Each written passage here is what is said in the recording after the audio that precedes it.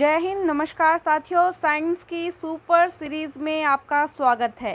Topic wise science को हम cover कर रहे थे। इसके अंदर हमने इलेक्ट्रिसिटी पढ़ ली है, ध्वनि पढ़ ली है, और आज जो हमारा टॉपिक है वो टॉपिक आपका रहेगा यहाँ पे परमाणु का। ठीक है, इसमें हम परमाणु, इलेक्ट्रॉन, प्रोटॉन, उनके खोजकर्ता, उनकी प्रकृति को ट्रिक के माध्यम से हम याद करेंगे, और साथ में ही हम पढ़ेंगे जो परमाणु बम से क्वेश्चन आते हैं, नाभिकीय संलयन से क्वेश्चन आते हैं, नाभिकीय विखंडन से जो क्वेश्चन आते हैं वो पढ़ेंगे, और परमाणु रिएक्टर से क्या क्वेश्चन बनते हैं, परमाणु बम से क्या क्वेश्चन बनते हैं, जो क्वेश्चन बार बार रिपीट हो रहे हैं उनकी हम इस वीडियो में चर्चा करने वाले हैं। ठीक है, तो बिना कोई टाइम वेस्ट किए स्टार्ट करते हैं हमारी क्लास। ठीक है, देखिए स्टार्टिंग में सबसे पहले आपको आज का टॉपिक पता होना चाहिए जो कि है परमाणु, जो कि आधुनिक विज्ञान का यानी मॉडर्न फिजिक्स का पार्ट है। ठीक है, यहाँ पे आधुनिक विज्ञान मॉडर्न फिजिक्स हम पढ़ रहे हैं। परमाणु की बात करेंगे हम। परमाणु आपको पता है सबसे छोटा कण होता है किसी पदार्थ का, जिसको और अधिक विभाजित नहीं कर सकते, और अधिक हम तोड़ नहीं सकते, हमारी आँखों से डायरेक्ट देख नहीं सकते, उसको हम परमाणु कहते हैं। ठीक है, छोटे छोटे परमाणुओं से मिलकर अणु बनता है, उस अणु को हम मोलिक्यूल कहते हैं, और परमाणु को हम इंग्लिश में एटम कहते हैं। ठीक है, चलो पढ़ते हैं। परमाणु की संरचना का अध्ययन करते हैं। परमाणु संरचना, एटॉमिक स्ट्रक्चर। देखिए 1803 में डाल्टन ने बताया था कि अगर कोई पदार्थ है तो वह पदार्थ छोटे छोटे कणों से मिलकर बना होता है। इन्हीं कणों को परमाणु कहते हैं या एटम कहते हैं। देखिए धीरे धीरे करके छोटी छोटी परिभाषाएं मिली हमें परमाणु की, और फिर हम परमाणु की प्रकृति के बारे में एकदम करेक्ट रूप से पता लगा पाए। स्टार्टिंग में डाल्टन ने बताया था, कब बताया? 1803 में बताया। क्या बताया? कि कोई भी पदार्थ जो है वह पदार्थ छोटे छोटे कणों से मिलकर बना होता है। उन छोटे कणों को क्या कहते हैं? परमाणु कहते हैं। इतना बता पाया था डाल्टन। और डाल्टन ने यहाँ पर एक क्या दिया था, ये चित्र दिया था जो परमाणु का सिद्धांत इसका कहलाया डाल्टन का। इसमें उसने बताया कि ये क्या है, कोई पदार्थ है, इस पदार्थ में छोटे छोटे कण हैं जिनको हम एटम या परमाणु कहते हैं। ये किसने बताया? डाल्टन ने बताया। इतना बता दिया। अब इसको हम अच्छे से समझते हैं। ठीक है, जो वर्तमान में पूरी परिभाषाएं व्याप्त हैं परमाणु से रिलेटेड देखते हैं। देखिए ये क्या है? कोई परमाणु है। ये क्या है? कोई परमाणु है। परमाणु का एक क्या होता है? केंद्र होता है, जिसको हम क्या कहते हैं? नाभिक कहते हैं। ये परमाणु का क्या है? नाभिक है। देखिए परमाणु के बीच में क्या होता है? एक नाभिक होता है। ये परमाणु का नाभिक है। नाभिक के अंदर क्या होता है? एक तो होता है प्रोटॉन, जिसको हम P से लिखते हैं। एक होता है न्यूट्रॉन, जिसको हम N से लिखते हैं। ये P और N लिखा हुआ है ना, P फॉर प्रोटॉन है, N फॉर न्यूट्रॉन है। और ये बाहर वाला क्या मैंने बताया? ये क्या है? एक परमाणु है। ठीक है, अब इसकी जो बाहर वाली कक्षाएं हैं ना, इनको कक्षा कहते हैं। ठीक है, कक्षा कहते हैं। इन कक्षाओं में एक जो है तब तो घूमता रहता है, जिसको हम क्या कहते हैं? इलेक्ट्रॉन कहते हैं। इनकी बाहरी कक्षा में जो घूमता है क्या कहलाता है? इलेक्ट्रॉन कहलाता है। ठीक है, इलेक्ट्रॉन ये इधर इधर चक्कर लगाता रहता है, इलेक्ट्रॉन। अब देखो जो प्रोटॉन होता है P, प्रोटॉन पर प्लस चार्ज होता है, धनात्मक आवेश। ठीक है, और जो इलेक्ट्रॉन होता है, इलेक्ट्रॉन पर माइनस चार्ज होता है। कैसा? माइनस, ऋणात्मक चार्ज। और N होता है, उसको किसी से मतलब नहीं होता, उस पर कोई चार्ज नहीं होता, कोई चार्ज नहीं होता, जीरो चार्ज, शून्य चार्ज। यानी कि N क्या होता है? न्यूट्रल होता है, यानी उदासीन होता है। N क्या होता है? उदासीन। N for neutron, N for neutron, ये उदासीन होता है। उदासीन को इंग्लिश में न्यूट्रल बोलते हैं, जो पॉजिटिव भी ना हो, जो नेगेटिव भी ना हो। कई बार हम नहीं कहते क्या ये आदमी तो न्यूट्रल है, इस पे ना सुख का असर होता है, ना खुशी का असर होता है, ना दुख का असर होता है।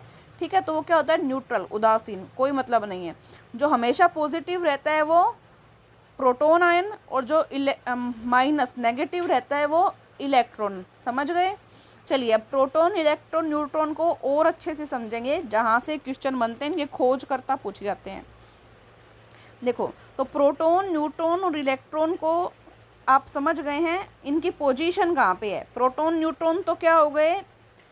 प्रोटॉन और न्यूट्रॉन क्या हो गए? नाभिक के अंदर परमाणु के, और इलेक्ट्रॉन क्या कर रहे हैं? बाहरी कक्षाओं में चक्कर लगा रहे हैं। ठीक है, इतना समझ में आ गया। अब क्वेश्चन बनता है कि इनके आविष्कार किसने किए। कई बार हम भूल जाते हैं, तो इसके लिए शानदार ट्रिक है यहाँ पे। ये देखो आप, ट्रिक दिख रही है। ट्रिक क्या है? ईंट पर नाचे। क्या ट्रिक है? ईंट पर नाचे। ट्रिक पढ़ रहे हो ना, ईंट पर नाचे। ये आदमी है तीन, तीन क्या कर रहे हैं? ईंट पर नाच रहे हैं। क्या कर रहे हैं? ईंट पर नाच रहे हैं। ये आपकी ट्रिक है, बहुत ही शानदार फनी ट्रिक है, आराम से याद रह जाएगी। देखो ट्रिक क्यों बनाते हैं, सब चीज़ की ट्रिक बनानी ज़रूरी नहीं होती, लेकिन कुछ चीज़ जिनके अंदर बार बार कन्फ्यूज़न हो एग्ज़ाम टाइम में, उनकी ट्रिक बना लेना ज़रूरी होता है। अब एक बार ट्रिक बना ली तो आराम से है ना, जब भी आप एग्ज़ाम में क्वेश्चन देने बैठोगे तो ये आपके दिमाग में तीन आदमी यहाँ पर नाचते हुए आ जाएंगे और आप सही कर दोगे। ठीक है, देखो ईंट पर नाचे, इसको मैं जूम करके आपको दिखाती हूँ। ये देखो अब दिख रहा है ना अच्छे से। ई का मतलब है इलेक्ट्रॉन। ई का मतलब, ई से इलेक्ट्रॉन होता है। टे से थॉमसन, ये थॉमसन है, इसको आपको थॉमसन पढ़ना है। ठीक है, थॉमसन। ओके, सेम साउंड है, आराम से याद कर लोगे, कोई दिक्कत नहीं है। थॉमसन से थॉमसन याद रखना है, जैसे इंग्लिश में थॉमसन को भी थॉमसन बोलते हैं। ओके, कोई दिक्कत नहीं है। पै से क्या है? प्रोटॉन। पै फोर प्रोटॉन। र फोर रदरफोर्ड। र फोर रदरफोर्ड। ना से क्या है? न्यूट्रॉन। और च से है चैडविक। ये नाम तो आपको याद रखने ही होंगे। अब किसकी खोज किसने की, इसमें आप कंफ्यूज नहीं होगे। देखो शुरू में क्या है? ईंट है ना, तो ई फॉर इलेक्ट्रॉन और ट से थॉमसन। ठीक है, तो इलेक्ट्रॉन की खोज किसने की? थॉमसन ने की। इलेक्ट्रॉन की खोज किसने की? थॉमसन ने की। साथ साथ बोलो या लिख लो, आराम से याद हो जाएगा, कोई दिक्कत नहीं है। इलेक्ट्रॉन की खोज किसने की? थॉमसन ने की। प से प्रोटॉन, र से रदरफोर्ड।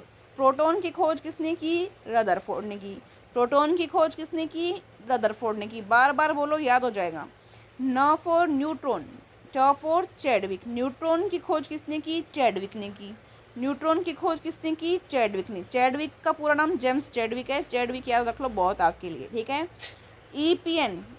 ईपीएन ये ट्रिक थी आपकी, ईंट पर नाचे। EPN electron proton neutron. Electron की खोज थॉमसन, प्रोटॉन की खोज रदरफोर्ड, न्यूट्रॉन की खोज चैडविक। इतना याद हो गया, बहुत बढ़िया।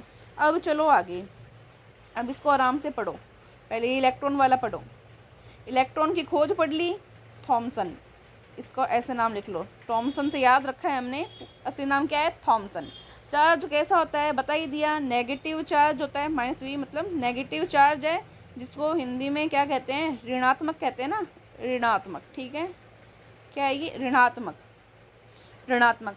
इलेक्ट्रॉन जो होता है स्थायी कण होता है। कैसा कण होता है? स्थायी कण होता है इलेक्ट्रॉन। Okay, stable.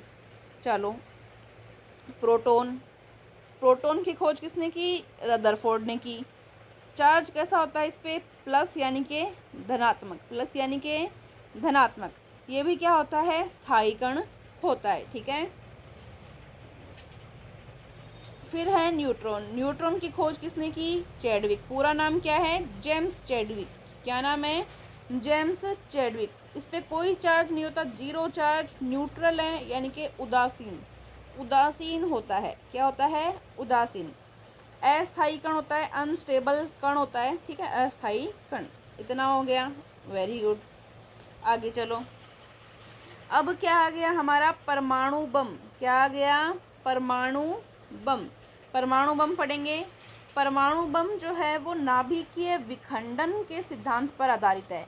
नाभिकीय विखंडन मतलब कोई बड़ा नाभिक है और वो आगे जाके क्या हो रहा है? टूट रहा है। टूट रहा है, ठीक है, टूट रहा है नाभिक।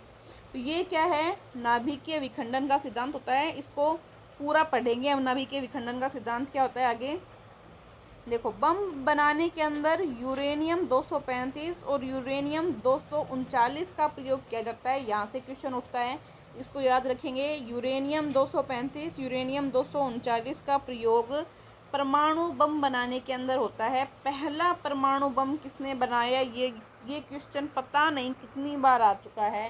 रेलवे ले लो, एलडीसी ले लो, ग्राम सेवक ले लो, पीछे जो हुआ। इसके अलावा एसआई के एग्ज़ाम में भी आया हुआ है, तो और आर्मी के एग्ज़ाम में भी, आर्मी कलर के एग्ज़ाम में पूछा गया है। तो ये क्वेश्चन बहुत ज़्यादा इम्पोर्टेंट है, बार बार पूछा जा रहा है। तो ओपनहीमर, ओपनहीमर क्या नाम है? ओपनहीमर ने पहला परमाणु बम बनाया। पहला परमाणु बम किसने बनाया? ओपनहीमर ने बनाया। याद हो गया? Very good. चलो आगे, हम पढ़ रहे थे परमाणु, ये जो नाभिकीय विखंडन सिद्धांत है, क्योंकि परमाणु बम पढ़ रहे थे हम। परमाणु बम किस सिद्धांत पर काम करता है? नाभिकीय विखंडन के सिद्धांत पर काम करता है। तो नाभिकीय विखंडन होता क्या है, इसको अच्छे से पढ़ना पड़ेगा ना पहले, तो इसको पढ़ो। कहाँ पे है हमारा नाभिकीय विखंडन, अभी देखते हैं। ये देखो, ये रहा नाभिकीय विखंडन। नाभिकीय विखंडन पढ़ लो पहले।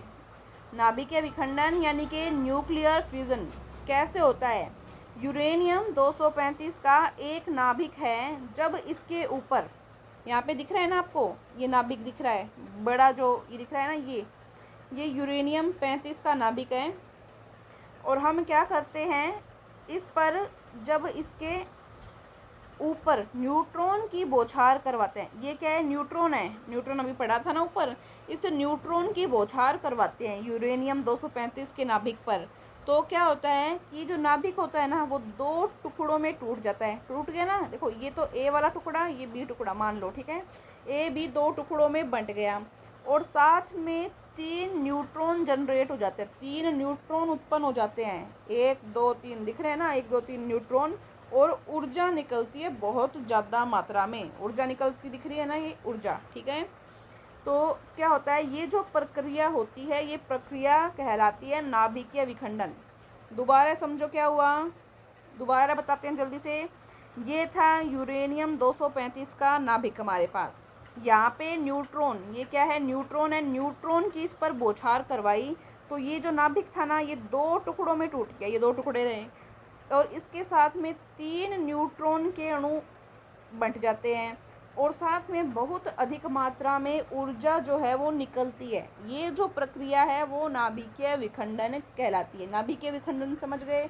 इस नाभिकीय विखंडन के सिद्धांत पर ही जो परमाणु बम है आपका, वो परमाणु बम कार्य करता है। आई होप बढ़िया तरीके से समझ गए, कोई दिक्कत नहीं है। अब देखो, अब जो निकले हुए न्यूट्रॉन हैं, वो टूटे हुए नाभिक 2 उनसे वापस टकराते हैं। अब जो न्यूट्रॉन और निकले थे ना हमारे पास, वो वापस टकराते हैं और उनको फिर से डिवाइड कर देते हैं। और ये प्रक्रिया क्या होती है, चलती जाती है। जैसे अब ये न्यूट्रॉन थे ना, ये न्यूट्रॉन, ये इनसे टकराएंगे वापस, फिर ये इसके भी 2 और बट जाएंगे, इसके भी 2 और न्यूट्रॉन उत्पन्न हो जाएंगे। इससे 3 न्यूट्रॉन, और फिर इससे 3 न्यूट्रॉन, ऐसे ही ऊपर वालों से, फिर इसके 2 आगे बंट जाएंगे। ये प्रक्रिया चलती रहती है, ठीक है। यही जो प्रोसेस है वो परमाणु बम के अंदर होती है, समझ गए? देखो पढ़ो, जब निकले हुए, अब जो निकले हुए न्यूट्रॉन हैं वो टूटे हुए नाभिक 2 हैं, उनसे वापस टकराते हैं और फिर से उनको डिवाइड कर देते हैं, वापस तोड़ देते हैं। ये प्रक्रिया जब तक ख़त्म नहीं होती, जब तक नाभिक का अस्तित्व ख़त्म नहीं हो जाए। अब नाभिक क्या था, बड़ा था, फिर छोटा टूटा, फिर ये और छोटा, फिर इससे और छोटा, फिर इनसे और छोटे, इनसे और छोटे, ऐसे ऐसे जब नाभिक का अस्तित्व ही ख़त्म हो जाता है, तब ये अभिक्रिया जो है वो रुकती है। समझ रहे हो? अब जो 3 न्यूट्रॉन जनरेट हुए हैं, इनकी गति बहुत तेज़ हो जाती है। गति क्या हो जाती है? तेज़ हो जाती है। इसलिए इस गति को थोड़ा कंट्रोल करवाया जाता है। क्या करवाया जाता है? कंट्रोल करवाया जाता है। कभी कभी इस गति को कंट्रोल नहीं भी करवाया जाता है। ये 2 टाइप से होता है नाभिकीय विखंडन, एक तो कंट्रोल करवाकर और एक कंट्रोल नहीं करवाकर, जो न्यूट्रॉन की गति है उसको, ठीक है। 2 प्रकार से होता है। अब देखो, अब सपोज करते हैं, सोचते हैं कि 3 प्रोटॉन जनरेट हुए हैं। क्या? 3 प्रोटॉन जनरेट हुए हैं नाभिकीय विखंडन की प्रोसेस के द्वारा। अब इनमें से 2 न्यूट्रॉन को आवेशित कर लिया। प्रोटॉन जनरेट हुए और 2 प्रोटॉन ने 2 न्यूट्रॉन को आवेशित कर लिया, मतलब 2 न्यूट्रॉन को खींच लिया और शांत कर दिया। इसे क्या कहते हैं? मंदक कहते हैं। जैसे ये न्यूट्रॉन आए, ये 3 थे, अब हमने क्या कि 2 प्रोटॉन दिए, और उन प्रोटॉन और ये है, इनकी आपस में अभिक्रिया हुई और ये शांत हो गए। अब आपके पास क्या बचा? 1 न्यूट्रॉन बचा। क्या बचा? 1 न्यूट्रॉन बचा। तो ये आपस में जो यहाँ शांत हो गए अभिक्रिया करके, ये किसके द्वारा हुए? मंदक के द्वारा, जिसको हम मॉडरेटर बोलते हैं। इसके द्वारा इनको शांत किया जाता है। जिस प्रक्रिया में हम इनको शांत कर रहे हैं, मतलब नियंत्रित कर रहे हैं, कंट्रोल कर रहे हैं, यह प्रक्रिया क्या कहलाती है? नियंत्रित श्रृंखला अभिक्रिया कहलाती है। ये ऊपर नीचे लग गई है शायद PDF, कोई दिक्कत नहीं है, 2 मिनट रुक जाइए बस। ठीक है, तो ये हमने पढ़ ली नियंत्रित श्रृंखला अभिक्रिया, और यही जो कॉन्सेप्ट है वो परमाणु रिएक्टर में भी उपयोग होता है। परमाणु रिएक्टर जो होता है, परमाणु रिएक्टर में भी उपयोग होता है, परमाणु रिएक्टर में। ठीक है, परमाणु रिएक्टर में जो नियंत्रित श्रृंखला अभिक्रिया है, नियंत्रित श्रृंखला अभिक्रिया परमाणु रिएक्टर के अंदर इसका उपयोग होता है। समझ गए? देखो चित्र के द्वारा आराम से समझ सकते हो। यहाँ पे देखो, सॉरी आवाज़ कट गई, 1 मिनट। हाँ, ये यहाँ पर न्यूट्रॉन है, 3 न्यूट्रॉन दिख रहे हैं आपको। ठीक है, ये 3 न्यूट्रॉन थे आपके पास। अब 2 न्यूट्रॉन को, इनमें से कोई 2 न्यूट्रॉन है, इनको अवशोषित करवा लिया। किसके द्वारा? मंदक के द्वारा। मंदक मतलब कम करने वाला, शांत करने वाला। मंदक मॉडरेटर के द्वारा इनको शांत करवा दिया। ठीक है, तो ये अभिक्रिया कैसी हो गई? नियंत्रित श्रृंखला अभिक्रिया हो गई। किसके अंदर कॉन्सेप्ट यूज होता है? परमाणु रिएक्टर के अंदर। ठीक है, परमाणु रिएक्टर में। समझ गए हैं? चलिए बढ़िया है। अब परमाणु रिएक्टर को थोड़ा सा और समझते हैं। परमाणु रिएक्टर यह एक ऐसी यूनिट है जिसमें यूरेनियम 235 का कंट्रोल्ड फ्यूज़न करवाते हैं, यानी नियंत्रित श्रृंखला अभिक्रिया करवाते हैं। नाभिकीय ऊर्जा को विद्युत ऊर्जा में परिवर्तित किया जाता है। कौन सी ऊर्जा है ये? नाभिकीय ऊर्जा है ना। नाभिकीय ऊर्जा को विद्युत ऊर्जा में परिवर्तित किया जाता है, इससे विद्युत मिलती है हमें। ठीक है, ये जो परमाणु रिएक्टर्स होते हैं इनमें। समझ में आया? कौन सी ऊर्जा इंटरचेंज होती है, ये वाला क्वेश्चन बार बार पूछा जाता है, तो इसको ध्यान रखेंगे। चलो, इसमें ईंधन के रूप में यूरेनियम, हमने यूरेनियम वाला पढ़ा है। इसके अलावा थोरियम, प्लूटोनियम का भी उपयोग किया जा रहा है। मंदक क्या होता है? मंदक से क्वेश्चन बहुत बार आया, वेरी वेरी इंपॉर्टेंट, स्टार लगा लीजिए। मंदक मॉडरेटर के रूप में कैडमियम और बोरोन की छड़ उपयोग की जाती है। कैडमियम और बोरोन। इसके अलावा D2O, भारी जल और ग्रेफाइट का उपयोग किया जाता है। ग्रेफाइट, D2O, कैडमियम, बोरोन, बार बार बोल के याद कर लो, क्वेश्चन बनता है यहाँ से। कैडमियम, बोरोन, D2O यानी कि भारी जल। भारी जल का सूत्र पूछा जाता है D2O। नॉर्मल जल का सूत्र H2O होता है, और भारी जल का सूत्र D2O। और ग्रेफाइट मंदक के रूप में इनको उपयोग करते हैं। ठीक है, ये तो हो गया हमारा परमाणु रिएक्टर। परमाणु रिएक्टर। ठीक है, न्यूट्रॉन का सबसे ज़्यादा उपयोग नाभिकीय विखंडन में किया जाता है। इससे नाभिकीय ऊर्जा को विद्युत ऊर्जा में परिवर्तित किया जाता है। ये ऊपर हमने पढ़ ही लिया। नाभिकीय ऊर्जा, नाभिक ही तो टूट कर ऊर्जा उत्पन्न कर रहे हैं। ये ऊर्जा से क्या बनाते हैं? विद्युत बनाते हैं, विद्युत ऊर्जा में इनको परिवर्तित करते हैं। ये समझ गए आप? चलो बढ़िया है।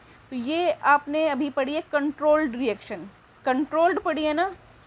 ठीक है, अब इसके अलावा एक होती है अनियंत्रित। एक क्या होती है? अनियंत्रित होती है। वो अनियंत्रित वाला और हम यहाँ पे पढ़ेंगे। ठीक है, यहाँ पर लिखा हुआ नहीं है, लेकिन मैं आपको बता देती हूँ कि जो परमाणु बम होता है, परमाणु बम में अनियंत्रित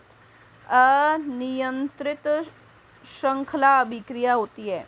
कौन सी? अनियंत्रित श्रृंखला अभिक्रिया होती है। अनकंट्रोल्ड, कंट्रोल नहीं करते हैं। यहाँ पर जो ये हमारे जो यूरेनियम वगैरह का अणु जो होता है वो आगे से आगे टूटते जाते हैं। ये आगे और टूटता है, फिर ये आगे और टूटता है, इस तरह से आगे टूटते जाते हैं। और इनमें जो न्यूट्रॉन्स बनते हैं, इन न्यूट्रॉन्स को कंट्रोल नहीं करते और ये आगे से आगे और ऊर्जा उत्पन्न करते जाते हैं। तो ये अनियंत्रित होती है। इसमें कोई मॉडरेटर वगैरह यूज़ नहीं करते हैं। इसलिए परमाणु बम जो है बहुत घातक होता है, बहुत हानिकारक होता है। आपको पता ही है, पहला परमाणु बम जो है वो जापान में हिरोशिमा और नागासाकी पर गिराया गया था। तो ये एक अनियंत्रित नाभिकीय अभिक्रिया होती है। ठीक है, समझ गए? परमाणु बम। परमाणु रिएक्टर में तो क्या था? नियंत्रित थी, और यहाँ पर अनियंत्रित है। परमाणु बम समझ गए आप?